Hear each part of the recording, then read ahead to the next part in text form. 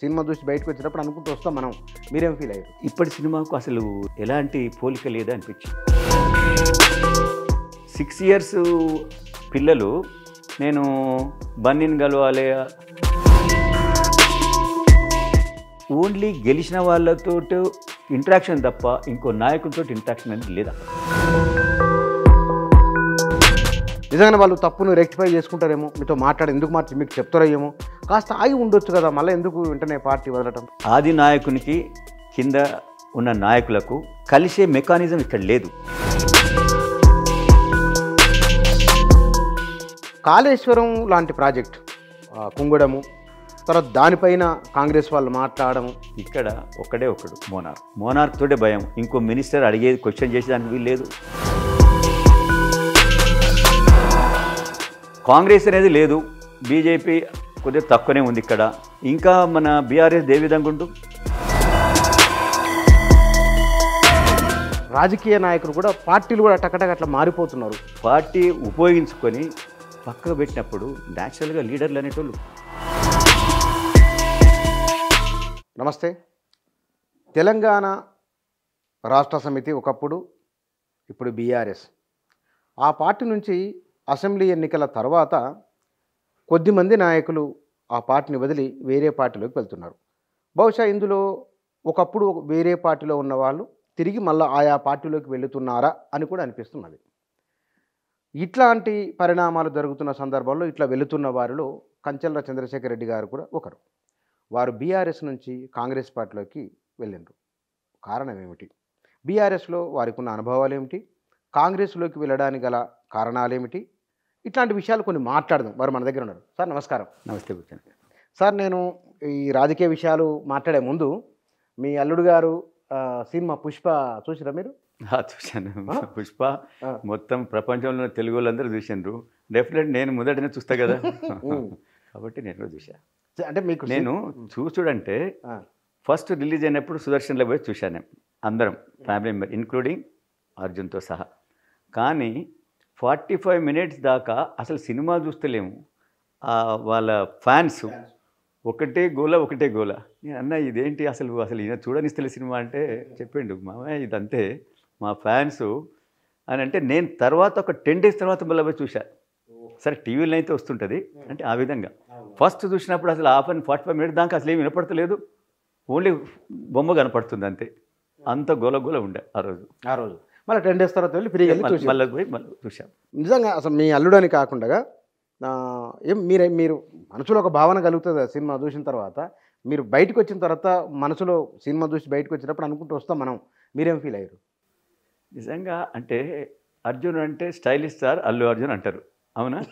దాంట్లో rugged star Allu Arjun లాగా అయిపోయింది. అంటే అంత చేంజ్ అనేది, ఒక యాక్టర్ అనేది ఆ విధంగా ఉండాలని నాకు అప్పుడు అనిపించింది. పర్ఫార్మెన్సు అంటే యాక్టర్ అనేది అన్ని తీరైన పాత్రలు. జనరల్గా అర్జున్ అందరు ఏమనుకుంటారు, స్టైలిష్ స్టార్ పేరే ఆయనది అట్లా వచ్చింది కదా. సో అప్పుడు అనుకున్నా, ఓహో ఇంత చేంజ్ ఎట్లా ఉంది. 100% అప్పుడు అంటే అంత ముందున్న సినిమాకు ఇప్పటి సినిమాకు అసలు ఎలాంటి పోలిక లేదా అనిపించింది. అలవైకుంఠపురం అవును, దానికి ఇమీడియట్గా వచ్చింది దీనికి. రెండు డిఫరెంట్ మొత్తం పాత్ర, వేషధారణ, ఆ యొక్క డైలాగ్ డెలివరీ మొత్తం చేంజ్ ఉంది. ఇప్పుడు అనుకున్నావు. ఇప్పుడు మనవడు మనమరాలు ఇద్దరు ఇట్లా ఎవరు ఇష్టం మీకు? వాళ్ళ పేరు అర్హ, ఇంకొకరు ఆయాన్. ఇద్దరు ఇట్లా ఎవరు ఇష్టం? ఇద్దరు ఇష్టమే. మీతో కొంచెం అటాచ్మెంట్ ఎక్కువ ఉండేది. ఇద్దరు కూడా అటాచ్మెంట్ ఉంటుంది. అర్హ జనరల్గా పాపలతో అమ్మాయిలతో ఎక్కువ ఉంటుంది కదా జనరల్గా. వాళ్ళ ప్రేమ కూడా వేరే. వీళ్ళు ఎక్కువ కొద్దిగా అల్లరి అది ఇది చేస్తారు మా పిల్లలు. ఇప్పుడు ఆమె వాళ్ళ నాన్నతో ఎక్కువ ఉంటుంది కదా. ఇద్దరు తండ్రి బిడ్డ బాగా వీడియోలు పెడుతుంటారు, అల్లు అర్జున్ వాళ్ళ కూతురు అని బాగా వేరేలా ఎక్కువ ఉంటాయి. మీతో వచ్చినప్పుడు అట్లే ఉంటుందా? అంత అల్లరి ఉంటుందా? అర్జున్కు పిల్లలంటే చాలా ఇష్టం. నాట్ ఓన్లీ హిజ్ చిల్డ్రన్, ఏ పిల్లలైనా ఆయనకు చిన్నపిల్లలంటే అంత ఇష్టం అనమాట. ఎక్కువ చిన్నపిల్లలు కూడా చాలామంది ఆయన కలవాలనుకుంటారు. 6 years పిల్లలు నేను బన్నీని కలవాలి, అల్లు అర్జున్ కలవాలని అంటారు. 6 years వాళ్ళకి ఏంది? జనరల్గా ఒక ఏజ్ తర్వాత మనం ఒక యాక్టరు, మనం ఫ్యాను ఆ విధంగా అనుకుంటాం. అంటే ఆ పిల్లలకు ఆ విధంగా ఇష్టము. తనకు కూడా అదే విధంగా చిన్నపిల్లలంటే చాలా ఇష్టం. జనరల్గా మీ ఇంట్లో సినిమా వాళ్ళు ఉన్నారు, మీది రాజకీయం కదా, డిస్కషన్ ఏది ఎక్కువ ఉంటుంది, సినిమా ఎక్కువ ఉంటుందా రాజకీయం ఎక్కువ ఉంటుందా? ఎలక్షన్ టైంలో రాజకీయాలు, మిగతా అప్పుడు మామూలుగా సినిమాల కంటే జనరల్ ఫ్యామిలీ. సినిమా రిలీజ్ అయినప్పుడు సినిమా గురించి వేరే, ఇప్పుడు మెగా ఫ్యామిలీలో చాలా సినిమాలు వస్తాయి. ఆ సినిమా రిలీజ్ అయినప్పుడు న్యాచురల్గా ఇది బాగుంది, ఇది ఇట్లా ఉంది, ఇది అట్లా ఉంది అని చెప్పి అనుకుంటాం, మాట్లాడుకుంటారు జనరల్గా. ఆ డిస్కషన్స్ ఉంటాయి, ఉంటుంది కదా, న్యాచురల్ కదా. న్యాచురల్గా ఉంటుంది.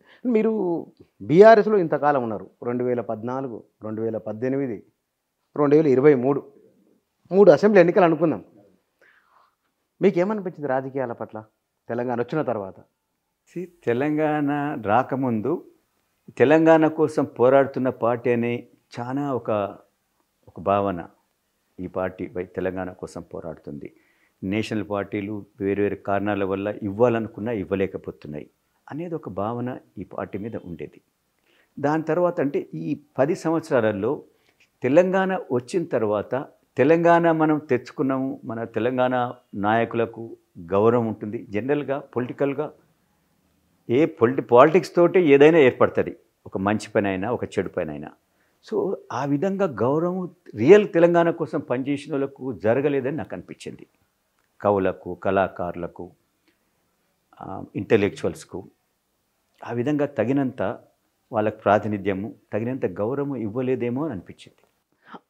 మీకు వ్యక్తిగతంగా మీరేం ఫీల్ అయ్యారు? కవులకు, కళాకారులకు ఒక అంశం అన్నారు మీరు. మీ రాజకీయ భవిష్యత్తుకు సంబంధించిన మీ అనుభవాలు ఏమిటి? నా రాజకీయ భవిష్యత్తులోనే కూడా నేను కాంగ్రెస్లో చాలా ఏళ్ళపాటు నేను ఉన్నాను. సరే, నాకు అక్కడ అంటే పార్టీ వైజ్ నాకు మంచి గౌరవమే లభించింది. నేను సెక్రటరీ ఉన్నాను, ఎగ్జిక్యూటివ్ కమిటీ మెంబర్ ఉన్నాను, ప్లస్ ఒక డిస్ట్రిక్ట్ ఇన్ఛార్జ్ ఉన్నాను, ఎలక్షన్ ఇన్ఛార్జ్ ఉన్నాను, ఏఐసిసి వాళ్ళు ఇచ్చిన ఒక ఎగ్జిక్యూట్ చేసిన ఒక ఎడ్యుకేషన్ మీద ఒక కమిటీలో మెంబర్ ఉన్నాను. ఈ విధంగా వేరువేరుగా ఎక్కడికి పోయినా ఒక గౌరవం, ఒక మినిస్టర్ దగ్గరికి ఒక ప్రాబ్లం తీసుకపోతే ఒక ఏరియా. నేను మీకు ఇంకోటి చెప్పాలి, నేను 2008లో నేను మా నల్గొండ రంగారెడ్డిలో ఫ్లోరైడ్ బాధితులు చాలా పెద్ద ఎత్తున ఉండేది. అప్పుడు ఫ్లోరైడ్ బాధితుల మీద చాలామంది వేరువేరు ఆర్గనైజేషన్స్ వాళ్ళని చూయించి వాళ్ళ గవర్నమెంట్ను క్రిటిసైజ్ చేసుడు లేకుంటే కావాలని చేసేది. కానీ క్రిటిసైజ్ చేయడం వల్ల లాభం లేదు. రియల్గా ఆ ఎఫెక్టెడ్ వాళ్ళకు ఏదైనా బెనిఫిట్ చేయాలి గవర్నమెంట్ నుంచి అని నేను అప్పుడు ఫ్లోరైడ్ అందరినీ తీసుకొని, అంటే కొందరిని తీసుకొని అప్పుడున్న ముఖ్యమంత్రి సీఎం మన వైఎస్ఆర్ దగ్గరికి నేను తీసుకొచ్చి సీఎం గారు వీళ్ళందరూ అక్కడ వాటర్ దాగి ఈ విధంగా వీళ్ళకి ఎఫెక్ట్ అయింది, వీళ్ళ కాళ్ళు వంకర, చేతులు వంకర, నడవలేరు, వంగిపోయి, మనం అదే నాగార్జున సాగర్ వాటర్ తీసుకొని మనందరం హ్యాపీగా ఉన్నాము, కలకలలాడుతున్నాము. ఇది అన్యాయం కదా. ఫస్ట్ మీరు డ్రింకింగ్ వాటర్ వాళ్ళకి ప్రొవైడ్ చేయాలి. రెండవది వాళ్ళు బ్రతుకు కోసం ఏదైనా మనం హెల్ప్ చేయాలా, ఒక స్టైఫండ్ అని పెంచాలి, పెన్షన్ అనేది పెంచాలి. అంటే అప్పుడు జనరల్గా 200 రూపాయలు ఇచ్చేది అందరికీ, వాళ్ళకు కూడా 200 రూపాయలు ఇచ్చేది. అప్పుడు ఆయన 750 రూపాయలు తీసుకొచ్చాడు. మినిమం 500, 750 అని. నెక్స్ట్ వచ్చే రోజులలో వారికి మనము రేషన్ డీలర్షిప్ ఇద్దాం, ఇంటి జాగులు ఇద్దాం అని ఆ టైంలో ఇమీడియట్గా ఏది డ్రింకింగ్ వాటర్ అంటే పంచాయతీరాజ్ వాళ్ళని పిలిపించి ఆ ఊర్లో ఏమున్నాయో మీరు చూసి, కొంత వాళ్ళకి వాటర్ కూడా అంటే సప్లై అవుతుంది, అందరికి అయితలేదు, కొన్ని గ్రామాలలో అవుతుంది, కొన్ని గ్రామాలు అయితలేదు. మీరు ఇమీడియట్గా ఒక టైం బౌండ్ ప్రోగ్రామ్ చేయాలని చెప్పింది. అంటే ఈ విధంగా రిప్రజెంట్ చేసినప్పుడు అప్పుడు వినేది. మేము ఏ మినిస్ట్రీ కాడికైనా ఒక ఊళ్ళో ఒక ప్రాబ్లం ఉంది, తీసుకెళ్ళి దాన్ని సాల్వ్ చేయించడం. ఒక ఊళ్ళో ఎలక్ట్రిసిటీ ప్రాబ్లం ఉంది, ఇంకేదో డ్రింకింగ్ ప్రాబ్లం ఉంది, ఇలాంటివి మేము పోయి రిప్రజెంట్ చేసేదానికి వీలు ఉండేది. కానీ ఇక్కడ ఇక్కడ లేదు అనేది ఒక ఫీలింగ్ అయితే ఉంది నాకున్నది, మిగతా వారికి కూడా అది లేదు అని. అంటే మీరు ప్రయత్నం చేస్తే ఆ ఎక్స్పీరియన్స్ వచ్చిందా, లేకపోతే కనుక వాళ్ళు వీళ్ళు అంటుంటే విని నిజమేలే అందరని? నేను కాంటాక్ట్ చేసి ఓడిపోయిన తర్వాత నేను ప్రజలతోటి ఉన్నా కదా. నేను ఓడిపోయినా కూడా ప్రజల కోసం నేను పనిచేయాలి కదా. నేను ఓడిపోయినా అని చెప్పి ఇంట్లో కూర్చుంటే నన్ను ఎవరు అడగరు, తిట్టుకుంటారు, నన్ను తిట్టుకుంటారు, పార్టీని కూడా తిట్టుకుంటారు, అంతే కదా. పార్టీ కూడా నష్టం జరుగుతుంది. కానీ నేను అట్లా కాకుండా రోజు ప్రజల కోసం పోయి, ఓడిపోయినా కూడా మేము విన్నాను, ప్రభుత్వం ఉంటుంది, మనం కలిసి పనిచేద్దాం, మీ యొక్క ప్రాబ్లం నేను నేను సాల్వ్ చేశా. కొన్ని రోజుల తర్వాత వేరే పార్టీలో గెలిచిన ఎమ్మెల్యే ఈ పార్టీలకు వచ్చినా కూడా తగిన గౌరవం అలాంటి వాళ్ళకి ఇవ్వాలి కదా. మేము ఏదైతే ఆశించి వచ్చినామో గౌరవం తెలంగాణ వాళ్ళకు గౌరవం లేదు, నీళ్లు నిధులు అవే కాక ఆత్మగౌరవం అనే ఒక నినాదం కూడా ఉంది కదా. మరి ఆత్మగౌరవము నాలాంటి వాళ్ళు అయినా నాలాగా పార్టీలకు వచ్చి పనిచేసేటోళ్ళకైనా ఉండాలి కదా. తదనంతరము మాలాంటి వాళ్ళని చూసిన పాపన పోలేదు, అయినా కూడా మేము బాధపడలేదు. ఎందుకంటే కొత్తగా వచ్చింది తెలంగాణ.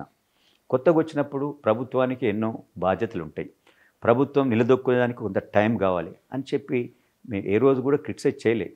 కానీ అండి మన చేతనైన సాయం చేద్దాం అనుకున్నాం. కానీ జనరల్గా అంటే అక్కడ ఓన్లీ గెలిచిన వాళ్ళతో ఇంటరాక్షన్ తప్ప ఇంకో నాయకులతో ఇంటరాక్షన్ అనేది లేదు అక్కడ. అది ప్రాబ్లం. అంటే కావాలని జరిగిందా, అట్లా జరిగిపోయిందా? అట్లా అంటే మొదటగా స్టార్టింగ్లో జరిగిపోయింది అనుకుందాము, పని ఒత్తిడి ద్వారాను, అంతే కదా. కొత్త రాష్ట్రము, ఫైనాన్షియల్ డిఫికల్టీస్ ఉన్నాయనో లేకుంటే ప్లానింగ్ చేసేదానికి అందరినీ కలుస్తున్నప్పుడు టైం వేస్ట్ అయిద్దనో అనుకోవచ్చు. కానీ నాలాంటి వాళ్ళు మా సొంత లాభం కోసము, సొంత పని కోసము లేకుంటే టైం వేస్ట్ చేసేదానికి పోయేటోళ్ళం కాము. నిజంగా దీనివల్ల మేము రిప్రజెంట్ చేయడం వల్ల ప్రభుత్వానికి పేరు రావాలి, పార్టీకి పేరు రావాలి, ప్రజలకు మేలు జరగాలి అనే దృక్పథం ఉన్న వాళ్ళని తప్ప ఉట్టిగానే పోయి ఏదో అందరు చూడాలని చెప్పో మా షో కోసము చేసేటోళ్ళం కాము. అది వాళ్ళు గ్రహించాలి. నాయకులు అనేటోళ్ళు ఏం గ్రహించాలి, ఎవరు ఏ విధంగా ఉన్నారు, ఎవరి ద్వారా నిజంగా పని జరుగుతుంది, అంటే ప్రజలతోటి మమేకమై ఉన్నారు, ఎవరి ద్వారా మన పార్టీకి పేరు వస్తుంది, ఎలాంటి మనుషులు అనేది చూసుకొని చేయాలి కదా. మరి అందరినీ అదే గాట కట్టేసి చేసినప్పుడు నిజంగా నాలాంటి వాళ్ళే కాక నాలాంటి వాళ్ళు ఎంతోమందికి వాళ్ళు నిజంగా బాధపడ్డారు. కానీ మీరు ఇట్లా బాధపడిన వాళ్ళు ఒక మాట అనుకుందాము, పార్టీ ఓడిపోయిన తర్వాత ఇవాళ బీఆర్ఎస్ బయటికి కనబడుతున్నది బలహీనపడిందని. పార్టీ బలహీనపడిన తర్వాత నిజంగా వాళ్ళు తప్పును రెక్టిఫై చేసుకుంటారేమో, మీతో మాట్లాడి ఎందుకు మీకు చెప్తారేమో, కాస్త ఆగి ఉండొచ్చు కదా, మళ్ళీ ఎందుకు వెంటనే పార్టీ వదలటం? చూడండి 2018లో పార్టీ రెండోసారి వచ్చింది. వచ్చినప్పుడు కూడా మేము బాధపడేం బయటికి పోలేదు కదా. అప్పుడు మా బాధలు కూడా చెప్పేదానికి ప్రయత్నించినాం. ఇక్కడ ఎలాంటి మెకానిజం లేదు. ఆది నాయకునికి కింద ఉన్న నాయకులకు కలిసే మెకానిజం ఇక్కడ లేదు. జనరల్గా ఏ పార్టీలోనైనా ఒక మెకానిజం ఉంటుంది, ఒక జనరల్ సెక్రటరీనో ఒక ఇన్ఛార్జ్ డిస్ట్రిక్ట్ ప్రెసిడెంటు. ఇక్కడ ఏం లేదు. ముఖ్యమంత్రి ఆయనే ప్రెసిడెంటు, ఆయనే ముఖ్యమంత్రి, మిగతా వాళ్ళు మంత్రులు అంతే. ఇంకా వీరు ఎక్కడ నేమ్సేకు కొందరు ఉన్నారు, వాళ్ళు ఎవరో కూడా మనం గుర్తుపట్టలేము. ఇప్పుడు మీరు చూసినట్టుగా మీకు కూడా తెలుసు, ఈ పార్టీలో ఏదైనా ఉందా? డిస్ట్రిక్ట్ ప్రెసిడెంట్ ఎవరు? ఎమ్మెల్యేనే ఒక డిస్ట్రిక్ట్ ప్రెసిడెంట్ ఉంటాడు. ఎమ్మెల్యే డిస్ట్రిక్ట్ ప్రెసిడెంట్ ఉంటే ఆయన కాన్సెన్స్ చూసుకుంటాడా, నాయకుల ప్రాబ్లమ్స్ చూస్తాడా, లేకుంటే ప్రజల రిప్రజెంటేషన్ తీసుకుంటాడా? అది అన్నమాట. ఇది లోపించింది. వారు ఏమనుకున్నారంటే ఎమ్మెల్యేలతోటే నాకు పని, ప్రభుత్వం కావాలా, వీళ్ళందరూ ఏంది సెంటిమెంట్ మీద ఓట్లు వేస్తున్నారు. సెంటిమెంట్ అనేది ఇంకా జరుగుతుంది. ఇప్పుడు జనరల్గా good or bad Telangana party అంటే టీఆర్ఎస్ అని చెప్పి అనుకున్నాం. నేను అనుకున్నా, ప్రజలు అనుకున్నారు, అందరం అనుకున్నాం. మరి దాన్ని అనుకున్న దాన్ని అదే విధంగా ట్రీట్మెంట్ ఉండాలా. మన పార్టీ అనుకున్న దాన్ని మన వాళ్ళని అందరని కలుపుకొని పోయేది ఉండాలి తప్ప మరి అయిపోయింది మాకు ఓట్లు వేసిండు మీ పని అయిపోయింది మేము రూల్ చేస్తుంటే మీరు చూడండి. రూల్ చేయొచ్చు, రూల్ చేసే కాడికి మంచి చేస్తారు, కొంత చెడు అవుతుంది, కొందరికి మంచి అనిపిస్తుంది, కొంత చెడు అవుతుంది. కానీ గౌరవం అనేది ఉండాలి ప్రతి లీడర్కు. అంటే ఒక లీడర్ ద్వారానే ఒక ప్రభుత్వం ఏర్పడుతుంది. ఎమ్మెల్యేలు 119 అయినా వేలాది మంది లీడర్లు ఉంటారు, కోట్లాది మంది ఓటర్స్ ఉంటారు. సో వీళ్ళందరికీ ఎవరు మధ్యన నాలాంటి లీడర్స్ ఉంటారు. ఓడిపోయిన లీడర్లైనా ఇంకా కొందరికి రాకపోవచ్చు కాంటెస్ట్ చేసేదానికి. అలాంటి వాళ్ళని కూడా మనం కలుపుకొని పోయి వాళ్ళందరూ ప్రతినిత్యం ప్రజలతో ఉంటారు చేయబట్టి వాళ్ళకి తెలుసు అనమాట అసలైన అవసరాలు, ప్రజలకున్న అవసరాలు వాళ్ళకి తెలుసు. అది ఇక్కడ ఒక హైరారికీ అనేది లేదు, ఒక కలుపుకోవడానికి కలవడానికి ఒక నాయకత్వం లేదు అని మీరు బయటికి వచ్చేటప్పుడు ఎవరికైనా ఇన్ఫర్మేషన్ ఇచ్చి వచ్చారా? అయ్యా నేను ఇట్లా బీఆర్ఎస్ నుంచి ఉండట్లేదు, నేను వెళ్ళిపోతున్న సమాచారం ఇచ్చిన ఎవరికైనా? అంటే నేను ఎన్నోసార్లు ప్రయత్నం చేసిన. నేను ఎవరి ద్వారా ప్రయత్నం చేయాలి ఆదినాయకుని గెలవాలంటే ఆయన దగ్గర ఎలాంటి లేదు. ఒక ఆయన ఎంపీ, ఆయనే ఆదినాయకునికి కనెక్టివిటీ అని చెప్పి అన్నారు. అక్కడ వేరే ఒక అఫీషియల్గా ఎవరు లేరు. ఫస్ట్ ఇయర్లో ఉన్నప్పుడు నేను ఇన్ఛార్జిగా ఉన్నప్పుడు ఆయనతో మాట్లాడే చేసేది. దాని తర్వాత వాళ్ళందరూ పోయినరు. ఓన్లీ ఒక ఆయన ఎంపీనే, ఆయననే కల్పిస్తాడు, ఆయనతోటే కలవాలా. ఆయనతోటి ఎన్నోసార్లు ప్రయత్నం చేశాను, ఎన్నోసార్లు. మళ్ళీ నన్ను గుర్తుపట్టడని కాదు, నా గురించి తెలియదని కాదు, తెలిసినా కూడా అలాంటి ఆయన ఏ రోజు కూడా అవును ఈ కంచెల చంద్రశేఖర్ రెడ్డి అడుగుతున్నాడు, ఈయనకున్న ప్రాబ్లం ఏంది, ఈయన ప్రజల ప్రాబ్లమా, ఆయన ప్రాబ్లమా, ఎందుకు గెలుస్తున్నాడు, సొంత పైన, ప్రజల పైన, లేకుంటే పార్టీ పైన అని తెలుసుకొని, ఒకవేళ నేను మాటి మాటి గెలుస్తుంటే నా యొక్క వచ్చే పని రియల్గా అది ఉపయోగం లేకుంటే నాకు ఎప్పుడైనా ఇంటర్వ్యూ ఇవ్వకూడదు. కానీ నీవు కలవకుంటే ఎట్లా, అది అనమాట. దానితోటి మొత్తం ఏదైతే లీడర్షిప్ ఉందో డౌన్ ది ప్రజల వరకు ఉన్నది లీడర్షిప్ అంతా మెల్లమెల్లగా వాళ్ళు స్తబ్దత అయిపోయింది. అంటే దీన్ని బట్టి చూస్తే కనుక భారతీయ రాష్ట్ర సమితి మొన్నటి ఎన్నికల్లో ఓడిపోవడానికి ప్రజల్లో వచ్చిన వ్యతిరేకత కంటే విత్ ఇన్ ద పార్టీలో వచ్చిన వ్యతిరేకతనే ఓటమి కారణమే ఏమిటి? అంటే ప్రజలు ఏం చేస్తారు, నేను ఒక నాయకుడిని, వాళ్ళు ఏమనుకుంటారు, ఈయన బీఆర్ఎస్ నాయకుడు, ఈయన మా యొక్క ఈ ప్రాబ్లం సాల్వ్ చేస్తాడు అనుకొని నాకు చెప్తాడు. అప్పుడు నేనేం చేస్తా, ఒకసారి వాళ్ళకి చెప్పను, కలుస్తలేడు, అదే టైం తీసుకుంటా ఉంటా, ఇంకా ఆగండి, రేపు చేస్తాం, మాపు చేస్తాం. ఎన్నడూ చేయనప్పుడు నేను చెప్తాను, అయ్యా మాకు అపాయింట్మెంట్ లేదు. నేనని కాదు, ఏ నాయకుడైనా అదే చెప్తాడు కదా. ఇప్పుడు ఎమ్మెల్యేలు ఏం చేసిండ్రు, తన కోటరీ ఏర్పరచుకున్నారు. ఒక ఎమ్మెల్యే ఏం చేస్తాడు, రియల్ ఎస్టేటే చేస్తుంటాడు ఆయన మనుషులను పెట్టి. ఒక ఎమ్మెల్యే ఏం చేస్తాడు, మైనింగ్ చేస్తుంటాడు. ఒక ఎమ్మెల్యే ఇంకా ఏదో దందాలు చేస్తూ ఉంటాడు. వాళ్ళకే కలుస్తా పోతుంటారు తప్ప రియల్గా ప్రాబ్లం ఉన్న వాళ్ళని కలిసేదానికి ఎవరికి టైం లేదు. మాలాంటి వాళ్ళు చెప్తే మేము నిస్సహాయలము. దాంతో ప్రజలు వెక్స్ అయినరు, నాలాంటి నాయకులు వెక్స్ అయిపోయినరు. దాంతో ప్రజలకు పార్టీకి కనెక్షన్ కట్ అయింది. మీరు క్లియర్గా చాలా స్పష్టంగా చెప్పారు మీ అభిప్రాయాన్ని సార్. రేవంత్ రెడ్డి 2 నెలల పరిపాలన ఓపెన్గా మీరు కాంగ్రెస్ పార్టీలో ఉన్నని కాకుండా తెలంగాణ ప్రజలకు భవిష్యత్తుకు ఉపయోగపడే విధంగా ఉందని మీరు అనుకుంటున్నారా? ఉంటే గత ప్రభుత్వం ఉపయోగపడే పనులు ఏమి చేసింది, ఈయన ఏం చేస్తారని మీరు అనుకుంటున్నారు? మొదట చెప్పాలంటే ప్రజలకు ఏదైతే, నాయకులకు ఏదైతే ఉండెనో, అంటే ఈ ప్రభుత్వము తను అనుకున్నది ఏం చేస్తుందో ఎవరికి అంటే ఒక డిస్కషన్ లేదు. పోయినసారి ఒక ఇంటెలెక్చువల్స్ని పిలిపించి ఒక పని చేస్తుంటే ఇది మంచా చెడా, దీని ద్వారా ఏమవుతుంది, ఎంతమందికి లాభం అవుతుంది అని చేయలేదు. కానీ నేను అనుకుంటున్నా, ఇప్పుడు రేవంత్ రెడ్డి గారి యొక్క అండర్లో, ఆయన చీఫ్ మినిస్టర్ దాంట్లో ప్రజల అందరితోటి అంటే ఒక కంబైన్డ్ ఒక డిసిషన్ తీసుకోవటం, ఏది మన దగ్గర ఉన్న రిసోర్సెస్ ఏంటి, మనం ఏది ప్రయారిటీ తీసుకోవాలి, మనం ఏది చేస్తే మంచిది. అంతేగాని మనము చంద్రమండలానికి పోదాము, మనం చంద్రమండలం దాకే కార్యక్రమం చేద్దాం, ఇది తర్వాత చేద్దాం అంటలేడు.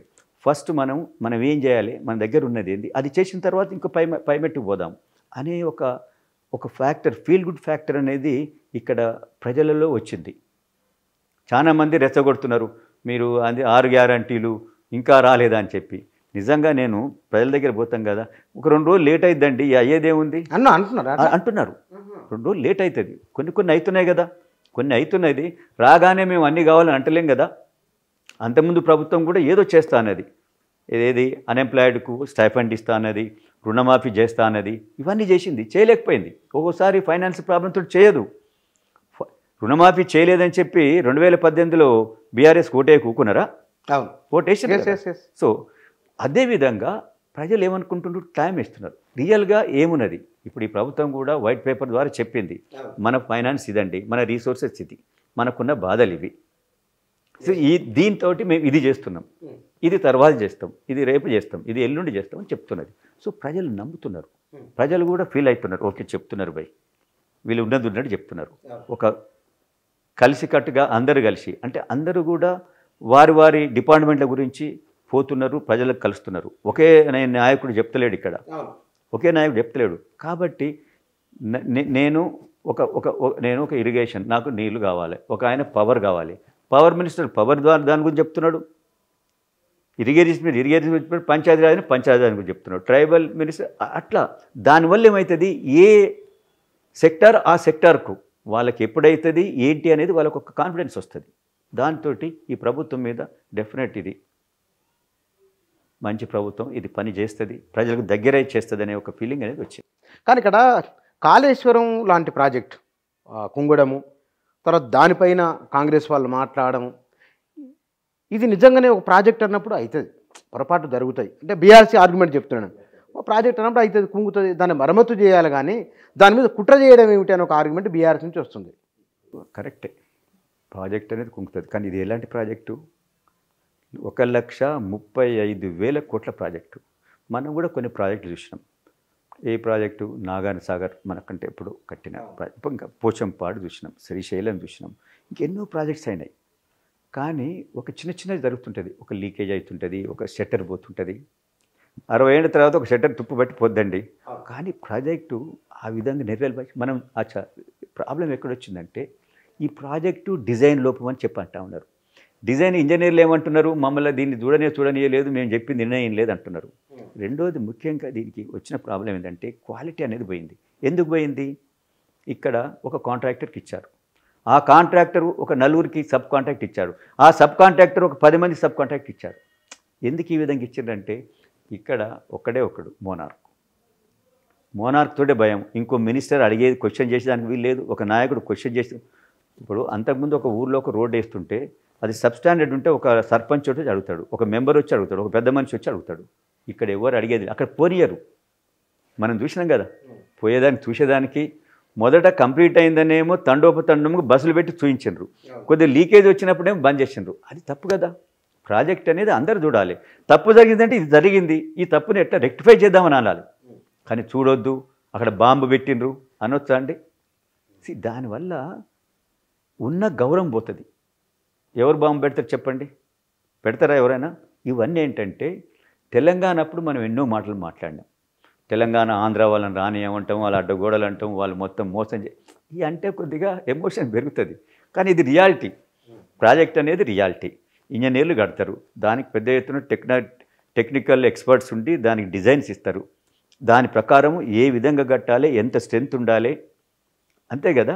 దాని ప్రకారం చేసినప్పుడు వాళ్ళు 100 years కోసము ఇప్పుడు వరద కూడా ఏదో ఉన్నప్పుడు ప్రాజెక్టు గోదావరి కడుతున్నారు. దానికి ఎంత ఫ్లో ఉంది, ఉన్న ఫ్లోకు 100% యాడ్ చేస్తారు, కట్టేటప్పుడు స్ట్రెంత్ ఇస్తారు. రావచ్చు ఇప్పుడు మనం 100-200 సంవత్సరాలకి వెళ్ళి క్యాలిక్యులేట్ చేస్తున్నాం, కానీ అంతకుముందు వచ్చిందో ఏమో వరద అని ఆ విధంగా క్యాలిక్యులేట్ చేసి కడతారు. అలాంటి ప్రాజెక్టు పోతుందంటే ఇది అన్యాయం కదా. అయ్యింది, పోతున్నప్పుడు ధైర్యంగా బయటకు వచ్చి చెప్పాలా. అంతేగాని చిన్న పనికి ఏంది, అది ఏంటి, అది మన మేడిగడ్డ, అది బొందలగడ్డ ఎందుకు పోతుంటే అట్లా అనకూడదు కదా. అయిందంటే తప్పు జరిగింది, ఎక్కడ జరిగిందో దాన్ని మనం రెక్టిఫై చేయాలి. నష్టం జరిగింది, ఎవరి తప్పు మనం చూద్దాము, తప్పున్న వాళ్ళని శిక్షిద్దాము. అది అన్నప్పుడు అది గౌరవం పెరుగుతుంది. కానీ అట్లా జరగలేదంటారు. అది జరగలేదు. కానీ సార్ మీరు బీఆర్ఎస్, దాని అధినాయకత్వం, గత ప్రభుత్వం, ఆ ప్రభుత్వ నాయకుడు చేసిన పొరపాట్లు ఏమిటో చాలా మెత్తగానే మాట్లాడుతున్నాను, చాలా సూటిగా మాట్లాడుతున్నాను. మీరు ఆయన పొరపాట్లు ఇవి, మైనస్లు ఇవి, ఆయన ప్లస్లు ఏమన్నా ఉన్నాయా? ఆయన ప్లస్లు ఒకటి, తెలంగాణ కోసం పనిచేసిండు, తెలంగాణ తెచ్చిండు అని ఒక ప్లస్ పాయింట్ మీద మొత్తం తెలంగాణ ప్రజలు ఆయన వెనకబెట్టి వచ్చేసిండ్రు. మంచి వచ్చాడో ఎన్నో పార్టీలు, నేషనల్ పార్టీలు, అంతకుముందు మర్రి చెన్నారెడ్డి లాంటి వారు కూడా ప్రయత్నం చేసిండ్రు. అసలు దీంట్లో ఒకటి ఉంది గొప్పతనం, కాంగ్రెస్లో ఉన్న వాళ్ళం కూడా, నాలాంటి వాళ్ళము కాంగ్రెస్లో ఉండి కూడా మేము తెలంగాణ కోసం పనిచేసినాం. వైఎస్ రాజశేఖర రెడ్డి లాంటి స్టాల్వర్డ్ టైంలో నాలాంటి వాళ్ళు అంటే కొందరం మేము ఒక తెలంగాణ కోసం కాంగ్రెస్ ఫోరం ఫర్ తెలంగాణ అనేది స్థాపించి మేము వైఎస్ రాజశేఖర గారిని ఎదిరించి మేము తెలంగాణ కోసం పనిచేసినాం. అది ఆయన కూడా పార్టీ మీద చేస్తాం వల్ల ఒక తెలంగాణ ఏర్పడితే అందరూ మేము న్యాచురల్గా వస్తుంది కదా. కేసీఆర్ గారు నిలబడ్డాడు అంటే మేము పార్టీలో ఉండి చేసేటప్పుడు అంత గట్టిగా చేయలేకపోవచ్చు, న్యాచురల్ కదా. ఒక పార్టీలో ఉండి పార్టీకి అగెనిస్ట్గా పెద్ద ఎత్తున చేయలేం కదా. బట్ ఎప్పుడు కూడా మా వాయిస్ వినిపించినాం హైకమాండ్. మేము సోనియా గాంధీకి అసలు ఎన్నిసార్లు పోయినా మీకు చెప్పక్కర్లేదు. ఢిల్లీకి పోతే సోనియా గాంధీ అపాయింట్మెంట్ తీసుకుని తెలంగాణ కావాలని అడిగేది. ఎప్పుడు కాంగ్రెస్ ప్రభుత్వం లేనప్పుడు అంటే బిఫోర్ 2004, కాంగ్రెస్ ప్రభుత్వం వచ్చిన తర్వాత కూడా. సో ఆమె మనసులో ఎట్లా నాటిందంటే అంటే మన కాంగ్రెస్ వాళ్ళు ఎందుకు అడుగుతున్నారు ఏంటి. అప్పుడు మేము అడిగినప్పుడు బిఫోర్ 2004 ప్రణబ్ ముఖర్జీ కమిటీ అని వేసింది ఆమె. దానికి కారణం ఎవరు? Congress forum for Telangana. అసలు నిజంగానే ఎందుకు వాస్తవానికి కాంగ్రెస్ వాళ్ళు అంత వెంటపడాల్సిన అవసరం ఏమొచ్చింది, ఎందుకు అట్లా చేసిండ్రు? అప్పుడు ఎందుకు వచ్చిందంటే ఇదే ఆత్మగౌరవం లేదు. తెలంగాణ అంటే ఆంధ్ర నాయకుల మీదనే ఉన్నాము.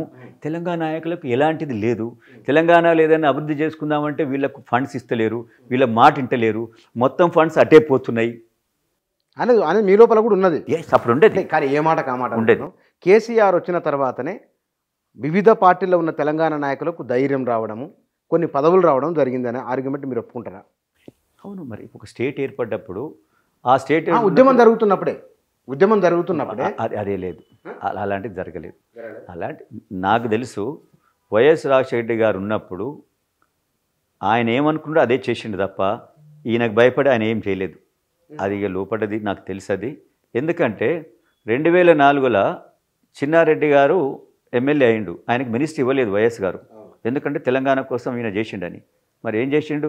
అదే కేసీఆర్ గారు సెంట్రల్లో మినిస్టర్ తీసుకున్నాడు, హరీష్ రావు ఎమ్మెల్యే కాకుండానే మినిస్టర్ అయ్యిండు. మరి అడిగిందా ఎందుకండి తెలంగాణ కోసం పనిచేసే వాళ్ళకి ఇస్తలేరు, మాకెందుకు ఇస్తున్నారు అని అడిగిందా? కాబట్టి అప్పుడు ఎవరు భయపడలే. ఇప్పుడు రేవంత్ రెడ్డి వాస్తవానికి వయసు రీత్యా తీసుకున్నా సరే అనుభవం అనుకుంటే ఆయనకుండే అనుభవం, ఆయన వెళుతున్న తీరు అంటే కొంచెం దూకుడు ఉంది అని ఒకటి ఉన్నది. సెట్ అయిటాయి వీళ్ళందరినీ కలుపుకొని పోయేటట్లు కనబడుతున్నదా, లేకపోతే కనుక ఆయనను వీళ్ళు ఏమైనా ఇబ్బంది పెట్టేట్లు ఉన్న వాతావరణం ఉన్నది? ఎందుకంటే కాంగ్రెస్లో ఇప్పుడు చూడండి, మీరు దూకుడు అన్నారు, ఇది 21st సెంచరీ. స్పుత్నిక్ చంద్రమండలం మార్స్ పోతున్నాం, ఎంత స్పీడ్ ఉంటే అందుకుంటాం, అంతే కదా. దూకుడు అనేది లేకుండా, ఆలోచన అనేది ఆ విధంగా లేకుంటే ఇప్పుడు జరగదు. అది 1947 దూకుడు లేకుండా మెల్లగా పనులు చేసుకున్నది. అది కాదు, ఇప్పుడు ఇంటర్నెట్ వచ్చేసింది, మీరు మాట్లాడేది ఇప్పుడు ఇమీడియట్గా యూఎస్ మొత్తం పోతుంది. ఇప్పుడు టెలికాస్ట్ చేస్తే మనం మరి 10 ఏళ్ల కింద మనం చూడలేదు కదా. కాబట్టి ఆయన యొక్క ఆ స్పీడు, ఆ మనుషుల చెప్పే విధానం, చేస్తా అనేది అది అంటే ఎంత ఆయన కాన్ఫిడెన్స్ తోటి చెప్తుండో చూడండి. మిగతా వాళ్ళు చెప్పినప్పుడు ఏమైందిలే అనుకున్నారు. ఆయన కాన్ఫిడెన్స్ అనేది రియల్గా మేము బీఆర్ఎస్లో ఉండి కూడా మేము అనుకునేది, అరే ఏంది ఇంత కాన్ఫిడెన్స్ ఈయన దగ్గర ఉంది అనుకునేవారు అప్పుడు. 100% అనుకునేది. రియల్గా కాంగ్రెస్కు కరెక్ట్ నాయకుడు దొరికింది ఇప్పుడు ఇన్ని రోజుల తర్వాత. ఎందుకంటే మేము కాంగ్రెస్కి వెళ్ళి వచ్చిన వాళ్ళం. ఎప్పుడైనా అన్ని పార్టీలు ఉన్నప్పుడే ఒక ప్రభుత్వం అనేది ఉంటుంది. ఓకే, కాంగ్రెస్ అనేది లేదు, బీజేపీ కొద్దిగా తక్కువనే ఉంది ఇక్కడ. ఇంకా మన బీఆర్ఎస్ ఏ విధంగా ఉండు, ఇష్టం ఉన్న ఎమ్మెల్యేని తీసుకుందరు, ఇష్టం ఉన్న ఆయన తీసుకొచ్చి ఎంపీ అవుతాడు, ఇష్టం ఉన్న ఆయన వచ్చి ఇంకా ఏదో చేస్తాడు, ఏమి ఉండదు. అంటే ఒక మొనార్కీ అనేది వస్తుంది. ఒక ఇంకో పార్టీ ఉందంటే ఒక భయం. మీరు అన్నారు కదా అప్పుడు టీఆర్ఎస్ ఉండబట్టే కదా కొందరు పదవులు దొరికినాయి తెలంగాణ కాంగ్రెస్లో అని. అట్లా నేను అనేది ఉన్నప్పుడు ఎంతో అంత కొద్దిగా తెలుస్తుంది. ఇంకో పార్టీ ఇంత బలంగా ఉండాలంటే అప్పుడు కొంచెం ఏమవుతుంది, వాళ్ళు అడిగే ప్రశ్నలకు సమాధానం చెప్పాల్సి వస్తుంది. అవును, తప్పకుండా, అంతే కదా. అవును. సో దానివల్ల రేవంత్ రెడ్డి గారు వచ్చిన తర్వాత ఆ యొక్క స్పీడ్ వల్లనే కాంగ్రెస్ వచ్చింది తప్ప ఇంతకుముందు ఉన్న లీడర్షిప్ లాగా ఉంటే కాంగ్రెస్ వచ్చుడు ఇంకా చాలా కష్టం. ఇక్కడ జనరల్గా కాంగ్రెస్ పార్టీలో 2-3 పవర్ సెంటర్స్ ఉంటాయి. ఓ జిల్లాకు సంబంధించిన ఒక నాయకుడు ఉంటే, ఇంకో జిల్లాలో ఒక నాయకుడు ఉంటే, ఒక ఆయన డైరెక్ట్ ఢిల్లీతోనే ఉంటుంది. ఇవన్నీ 2-3 ఉంటాయి కదా. ఫ్రీ అండ్ ఫ్రాంక్ వీళ్ళందరినీ రేవంత్ రెడ్డి ఆయన ఒప్పుకున్నప్పటికీ కూడా 1-2 నాయకులు ఇబ్బంది పెడుతున్నారు అనేది ఒక బయట ఒక టాక్. అంటే నేను ఇప్పుడు చూడండి, ఇన్ని 10 ఏళ్ల దాకా ఎంతోమంది నాయకులు ప్రయత్నం చేసిండ్రు, కానీ కాంగ్రెస్ తీసుకురాలేకపోయింది కదా. తను తీసుకొచ్చిండంటే మరి తన మీద ప్రజలకు ఒక గురి ఏర్పడ్డది. మరి ప్రజల మీద గురి ఉన్న ఆయననే లీడర్ అవుతాడు. మరి ఆయననే మనం ముందులో పెట్టి మనం పోవాలా. ఆయన కాళ్ళు ఆగితే మీరందరూ కూడా కింద పడిపోతారు, అది గ్రహించాలి. కానీ నేను అనుకుంటా ఆ విధంగా ఎవరు చెయ్యరని నేను అనుకుంటా. సాహసం చేయరా? ఆ సాహసం చేయరు. ఉంది, పదవులు వచ్చినాయి, సంతోషంగా పదవులు వచ్చినాయి, వెళ్ళిపోదాం. అట్లీస్ట్ కాంగ్రెస్ పార్టీ అనేది వచ్చింది, కాంగ్రెస్ పార్టీ వచ్చింది. అంతకుముందు ఏ పార్టీ నాయకుడు కూడా నోరెత్తి మాట్లాడలేదు. మీరు అన్నట్టు కొద్దిగా కాంగ్రెస్లో స్వేచ్ఛ ఎక్కువ. మరి స్వేచ్ఛతోటే అందుకనే వస్తుంది. ప్రజలు ఈరోజు ఎవరైనా స్వేచ్ఛను కోరుతున్నాం కదా. మీ దగ్గర అన్నీ ఉన్నాయి, డబ్బులు అన్నీ ఉన్నాయి, మీరు ఇంటి నుంచి బయటకు వెళ్ళొద్దంటే మీకు ఎట్లుంటుంది? కాబట్టి స్వేచ్ఛ అనేది కూడా మనిషికి అంటే ఒక డిసిప్లిన్ ఉండాలి, స్వేచ్ఛ కూడా ఉండాలి. ఇప్పుడు మీరు లోక్సభ ఎక్కడి నుంచి పోటీ చేయబోతున్నారు? ఇప్పుడు నేను ఎట్లా చెప్పండి, మీకు తెలుసు కాంగ్రెస్, మీరు సీనియర్ అది జర్నలిస్టు, ఇది ఏఐసిసి సిడబ్ల్యూసి. మీ పేరు సీరియస్ అనే అబ్జర్వేషన్లో ఉంది అనేది. డెఫినెట్ ఏంటంటే నాకున్న సీనియారిటీ నేను దానితోటి చూస్తున్నా తప్పక. డెఫినెట్ వాళ్ళు ఎక్కడి నుంచి చేయమన్నా కూడా నేను చేసేదానికి రెడీగా ఉన్నా. ముందుకు అంటే హెచ్ఎండిఏ పరిధిలో ఉన్నా లేదా పరిధి దాటి? మా కాంగ్రెసు పార్టీ, సోనియా గాంధీ గారు, రేవంత్ రెడ్డి గారు ఎక్కడి నుంచి కాంటాక్ట్ చేయమంటే అక్కడి నుంచి చేస్తా. వాళ్ళ చాయిస్, నా చాయిస్ కాదు. ఎవరికి ఎక్కడి నుంచి ఇచ్చినా కూడా ఈరోజు కాంగ్రెస్ను ప్రజలు బ్రహ్మరథం పడుతున్నారు. మీరు చూసిండ్రు గత ఎన్నికలలో ఒక్కొక్క ఎమ్మెల్యే 50,000 దాటి మెజారిటీతో గెలిచిండ్రు. కాబట్టి ఇప్పుడు కాంగ్రెస్ అనేది పెద్ద ఎత్తున ప్రజలలో ఒక ప్రేమ అది వచ్చింది. నిన్న మొన్న సర్వేలలో కూడా కాంగ్రెస్కి ఎక్కువ అని ఎస్ 13 సీట్ల వరకు, 11 నుంచి 13 సీట్లు అని 13 సీట్లు 13 సీట్లు 100% వస్తే దీంట్లో అనుమానం లేదు. ఇంకెక్కువ రావాలని వాళ్ళు చూస్తున్నారు. ఇంకా ఎక్కువ ఉన్నాయి. 14 సీట్లు అని అనుకుంటున్నారు. 14 సీట్లు 15 సీట్లు అనుకుంటున్నారు. కానీ మీరు అంటే ఏ హామీతో కాంగ్రెస్లో జాయిన్ అయ్యారు? నేను హామీ మీకు ఇంతకుముందు దాకా చెప్పాను. ఇప్పుడు ఆత్మగౌరవం అనేది ఉండాలి. ఒక నాయకుడు అంటే మనం ప్రజలకు చేయాలనే తపన ఉంటుంది. నేను ప్రజలకి ఏం చేయనప్పుడు నేను కూర్చొని ఏం చేస్తా? కాంగ్రెస్ పార్టీలో ఉంటే గెలవడానికి ఒక అవకాశం ఉంటుంది. లోక్సభకు, అసెంబ్లీకి ఎట్లాగో మిస్ అయిపోతుంది కాబట్టి లోక్సభ కన్నా వెళ్దామనే మీ కోరిక నెరవేరుతుందని ఈసారి గట్టిగా నమ్మకంతో ఉన్నారు. కాంగ్రెస్ పార్టీ నేను టీఆర్ఎస్లో కూడా నాకు సెకండ్ టైం, ఫస్ట్ టైం అంటే అప్పుడు కొత్తది పార్టీ. మీకు తెలుసు రంగారెడ్డిలో తెలుగుదేశం బ్రహ్మాండంగా ఉంది. మొత్తం గెలిచినది రంగారెడ్డి, చాలా స్ట్రాంగ్. నెక్స్ట్ టైము నాకు టికెట్ ఇస్తే నెక్స్ట్ టైము మా పార్టీ ఎమ్మెల్యే 350 ఓట్లతో గెలిచిండు. మా దగ్గర ప్రగతి నివేదన సభ పెద్ద ఎత్తున పెట్టిండ్రు, ఏం అభివృద్ధి జరిగింది ఈ 4 ఏళ్లని. కానీ 350 తోటి గెలిచిండు. అదే నాకు ఇస్తే చాలా మంది మీరు తెలుసుకోండి, నేను 30,000 నేను గెలిచేటోని. కానీ నాకు ఇవ్వలేదు. దాన్ని బట్టి నేను అనేదంటే ఆపర్చునిటీ రాలేదు. ఒకసారి వచ్చిందంటే అప్పుడున్న పరిస్థితులు. రెండవది నాది డిస్టిక్ కాదు, నాకు ఊర్లు తెలియదు. ప్రేమతోటి నేను చేశా. టీఆర్ఎస్ మీద ఉన్న ప్రేమతోటి లాస్ట్ డే పోయి నేను నామినేషన్ వేసి నేను ఫైట్ చేయడం జరిగింది. ప్రైవేట్ రంగంలో ఉద్యోగాలు చేసుకునే వాళ్ళు బాస్కు నచ్చకపోయినా, వాళ్ళకు నచ్చకపోయినా, సార్ నేను రేపటి నుంచి రావట్లేదు సార్ అని వెళ్ళిపోవచ్చు. అది ఉద్యోగి. మీలా అంటే రాజకీయ నాయకులు కూడా, పార్టీలు కూడా టకటక అట్లా మారిపోతున్నారు. పుచ్చన్న గారు మీరు నాది చూడండి. నేను 2014లో కాంటాక్ట్ చేశాను. నాకు 2018లో టికెట్ ఇవ్వలేదు. నేను మారలేదు కదా, పార్టీ చెప్పిన పని చేశా. 2018 నుంచి 2023 దాకా ఎక్కడ పార్టీకి ఏ పని ఉందన్నా నేను మున్సిపల్ ఎన్నికలలో చేసిన, మెంబర్షిప్ దాంట్లో పోయినా, ఏ కార్యక్రమం ఉన్నా నాకు పార్టీ ఒప్పచెప్పిందంటే నేను చేశా. ఒప్పజేసినందుకు నేను నాకు పదవి లేదు, నాకు డబ్బులు ఏమి ఇస్తలేవు, నేను లాభపడతలేను అనలే. నేను నా సొంత రిసోర్సెస్ తోటి చెప్పిన కార్యక్రమాన్ని దిగ్విజయంగా పూర్తి చేసుకొచ్చిన. అంటే పార్టీ సాటిస్ఫై అయ్యేటట్టు అక్కడ నేను చేసిన వాళ్ళు కూడా సాటిస్ఫై కావాలా. అరే చంద్రశేఖర్ రెడ్డి వచ్చిండు పోయి పార్టీ ఏ పని ఇచ్చిందో అది చక్కగా నెరవేర్చిండు అనేది ఆ విధంగా చేసిన. 2023 కూడా ఇవ్వలేదు. మరి ఈ విధంగా పార్టీ ఉపయోగించుకొని పక్కకు పెట్టినప్పుడు న్యాచురల్గా లీడర్లు అనేటోళ్ళు పోతారు కదా. ఇప్పుడు లీడర్స్ అనేది ప్రజలతోటి కలిసి ఉండేటప్పుడు ప్రజలకు కూడా గౌరవం ఉండదు. మేము ఉట్టిగానే ఉండి చేస్తే వాళ్ళు కూడా ఏం చేయలేనప్పుడు నెక్స్ట్ టైం మేము పోయినప్పుడు అంటారు, అబ్బాయి మీతోటి ఏం కాదు, మీరు వస్తారు, పార్టీ పనిచేస్తారు అని చెప్పి అంటారు. కాబట్టి నేను 2 సార్లు 10 ఏళ్ళు కూడా ఏం రాకుండా నేను పార్టీ మారలే. తర్వాత నేను మారినా. కానీ సార్ మళ్ళీ నేను తిరిగి సినిమా దగ్గరికి వస్తాను. నేను సినిమా, రాజకీయం రెండిట్లో ఏది కష్టం? అంటే సినిమా అనేది వాళ్ళ సెల్ఫ్ దాంతో కదా, రాజకీయం అనేది కలెక్టివ్. సినిమా అనేది కూడా కలెక్టివ్, కానీ మెయిన్ అక్కడ కొందరి మీదనే ఆధారపడుతుంది. ఎవరు? డైరెక్టరు, యాక్టరు, మన మ్యూజిక్ డైరెక్టర్ అని కొంత. ఇది కలెక్టివ్. పాలిటిక్స్ అనేది మొత్తం ఆ యొక్క ప్రాంతం తెలంగాణ మొత్తంతో కలిసి నాయకులందరూ కలిస్తేనే అది సక్సెస్ అవుతుంది. దీంట్లో ఎవరు కొద్దిగా వెనక ముందు చేసినా కూడా అది ముందలిపోదు. ఒక కాన్సెన్స్ ఉంది, అందరూ లీడర్లు పనిచేస్తేనే అవుతుంది. ఒక ఏరియాలో పని చేయకుండా అక్కడ తక్కువ వచ్చి అక్కడ ఓడిపోవడం జరుగుతుంది. కాబట్టి పాలిటిక్స్ అనేది చాలా మిక్స్డ్ అనమాట.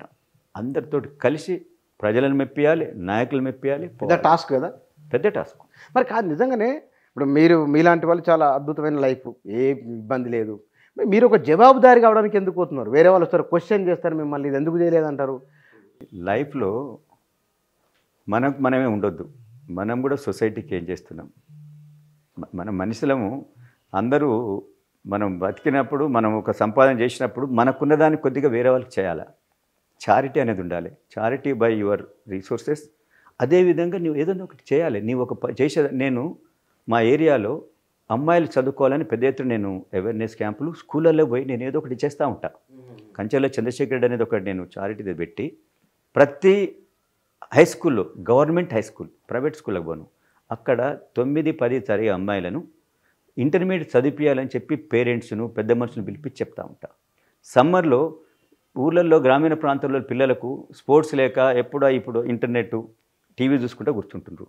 వాళ్ళకి నేను వాళ్ళ ఆట వస్తువులు, కొందరికి వాలీబాల్, కొందరికి క్రికెట్ కిట్స్, ఈ విధంగా ఈ ఊళ్ళల్లో ఇస్తా పోతుంటా. ఈ విధంగా చిన్న చిన్న స్కూల్స్ ఉంటాయి, వాళ్ళ దగ్గర ఫర్నిచర్ ఉండదు, వాళ్ళకి చేస్తాను. ఈ విధంగా కొంత చాటి చేస్తూ ఉంటాను. ఇప్పుడు నా సొంతంగా నేను చేసుకుంటే నేను ఒక్కనే ఉంటా, నేను ఒక్కనే తింటా, నేను ఒక్కనే హ్యాపీగా ఉంటా అనేది కాదు కదా. మనం కూడా కొంత సొసైటీకి ఇవ్వాలి. ఏదన్నా మనం ఇచ్చినప్పుడు ఇంకొక ఆయన ఇస్తాడు, ఇంకొక ఆయన ఇచ్చినప్పుడు ఇంకొక ఆయన ఇస్తాడు. ప్రతి ఒక్కరు కూడా ఎంతో అంత చేసినప్పుడు ఆ సొసైటీ మొత్తం బాగుపడుతుంది, మనకు పేరు వస్తుంది. ఆ పేరుతోటి మనకు కూడా హ్యాపీనెస్సే జీవితం. ఎస్. రాజకీయాలు, ప్రస్తుత రాజకీయాలపైన మీ అభిప్రాయం?